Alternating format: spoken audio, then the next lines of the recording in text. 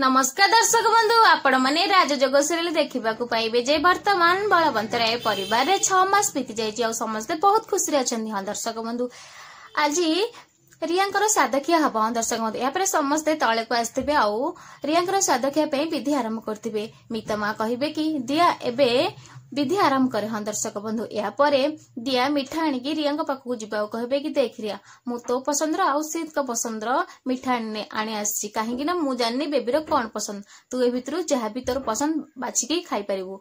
यापर रिया जेते बेले से मिठारू खाइबा जाउथिबे तो सही समय एपटे दीप लिभिजिब।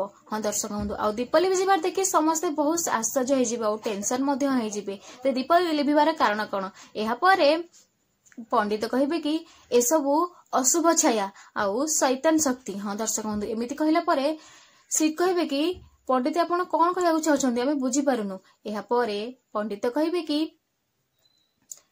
रियांकर भाभी संतान उपरे अशुभ छाया घेरी रही आउ से अशुभ छाया द्वारा रियांकर संतान मृत्यु भी होईपारे। एथिपाई आयन आउ दिया केवल से संतान को रक्षा करें से अशुभ छाया कबलू। हाँ दर्शक बंधु यापर आयन आउ दिया बहुत आश्चर्य जाइए।